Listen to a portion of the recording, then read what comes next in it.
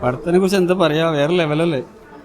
എന്താ പറയുക, ഞാൻ വേറെ ലെവലല്ലേ പടം, വേറെ ലെവലല്ലേ.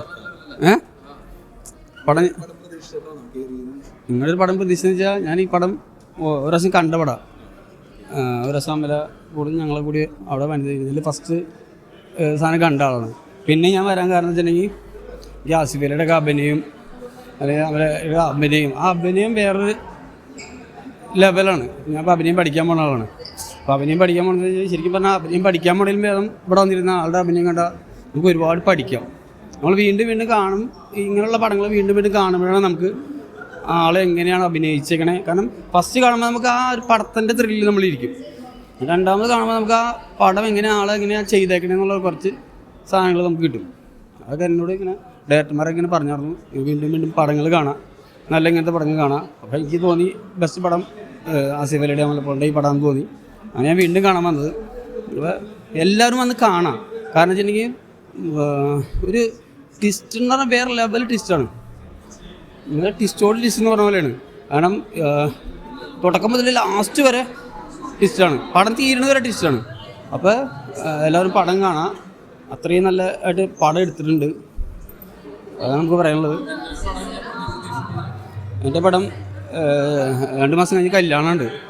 അപ്പോൾ അത് കഴിഞ്ഞ് ആളെ യൂസ് ചെയ്യുന്ന എൻ്റെ, അപ്പോൾ അത് കഴിഞ്ഞിട്ട് പോയിട്ട് തുടങ്ങാൻ തീരുമാനിച്ചതാണ്.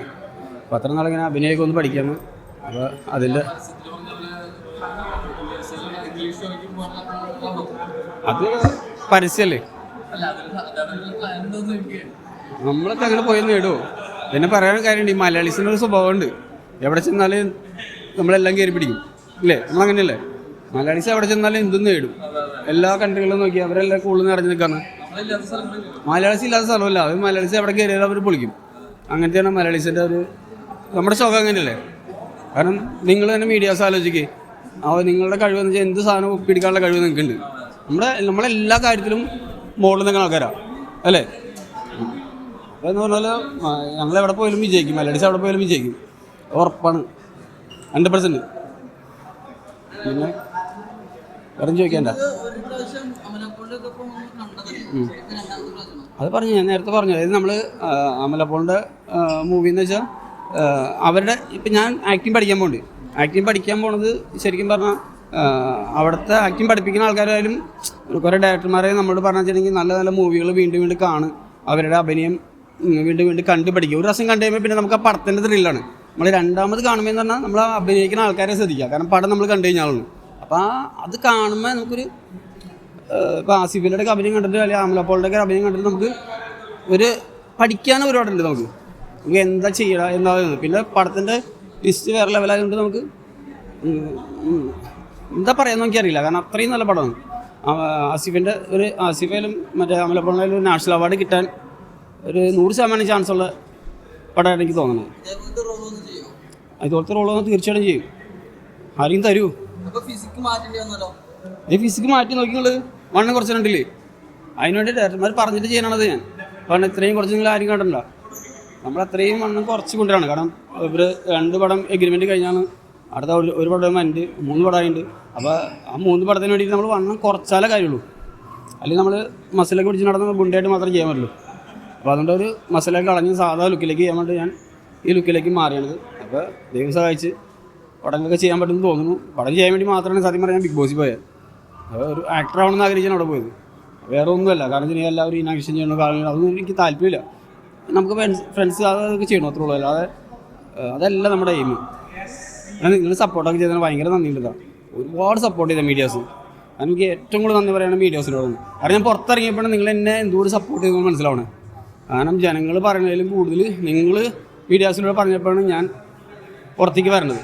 അത് തീരാത്ത നന്ദിയുണ്ട് എല്ലാവരോടും. എല്ലാവരും കല്യാണത്തിന് പറഞ്ഞോട്ടാ, കല്യാണം എപ്പോഴും ക്ഷണിച്ചണം. കല്യാണം സെപ്റ്റംബറിലുണ്ടാവും. ഡേറ്റ് തീരുമാനിച്ചില്ല. ഇവിടുത്തെ വേറൊരു ആളുടെ ഡേറ്റ് നോക്കിയിട്ട് അത് വെക്കാൻ പറ്റില്ല നമുക്ക്, അതിനുവേണ്ടി വെയിറ്റ് ചെയ്ത്. അത് പാവാണ്. അത് അമേരിക്കയിലെ എല്ലാ ദിവസം പള്ളി പോകുന്ന ആൾക്കാരെ കണ്ടല്ലോ. ആണ് അമേരിക്കയിലെ എല്ലാ ദിവസം പള്ളി പോകും, ഇത്രയുള്ള ഡ്രസ്സ് ഇട്ട് നടക്കുള്ളൂ അമേരിക്കയിലെന്ന് പറയാനുള്ളൂ. അത് അങ്ങനത്തെ ഒരു കാറ്റഗറിയാണ്. അയ്യോ 3 വർഷമായി. 3 വർഷമായിട്ടുള്ള റിലേഷൻഷിപ്പാണ് അത്. അവരുടെ വീട്ടുകാർക്ക് എന്നെ ഇത്ര ഇഷ്ടമായിരുന്നില്ല. അതായത് അമ്മയ്ക്കും അവരുടെ വീട്ടുകാർക്ക് എന്താ കാരണം എന്ന് വെച്ചാൽ വേറെ ഒന്നുമല്ല, അവർക്ക് അവിടെ ഉള്ള ഒരാളെന്നെ കെട്ടിക്കണമെന്ന് ആഗ്രഹം. അത് ആഗ്രഹിക്കുന്നത് നല്ലതാണ്, കാരണം മകളുടെ കൂടെ ഉണ്ടാവില്ല എപ്പോഴും. നല്ലത് തന്നെ, കാരണം അവർ ആഗ്രഹിക്കുന്നത് എപ്പോഴും നല്ലത് തന്നെയാണ്.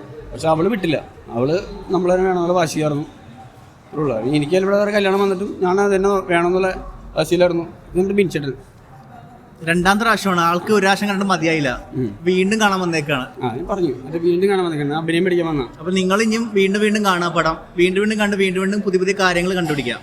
അത് നമുക്ക് പഠിക്കാൻ ഒരുപാട് ഉണ്ട് ഇതിനകത്ത്. ഇനി ഫിലിം ചെയ്യുന്ന ആൾക്കാരായാൽ പോലും അവർക്കും ഡയറക്ഷൻ ചെയ്യുന്ന ആൾക്കാരായാൽ പോലും പുതിയ പുതിയ തലമുറയ്ക്ക് പഠിക്കാൻ പറ്റിയ കുറേ കാര്യങ്ങൾ ഇതിനകത്തുണ്ട്. എങ്ങനെ ഒരു പടം ലെവലിൽ കൊണ്ടുവന്ന് വെക്കാം എന്നുള്ളത് അത് വേറെ ലെവലാണ്. പുതിയ തലമുറ നമ്മൾ പടം ഡയറക്ഷൻ ചെയ്യണമെങ്കിൽ അത് നല്ല കാര്യമായിരിക്കും. നായകനായിട്ടാണ് 2 പടം 3 പടം ഇപ്പോൾ ആയിട്ടുണ്ട്, 3ലും നായകനാണ്.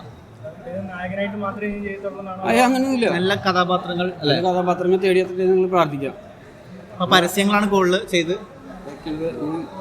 പടം 3 വന്നിട്ട് അത് ഞാൻ എന്തായാലും ആഫ്റ്റർ മാരേജേ ഉള്ളൂ ചെയ്യണുള്ളൂ.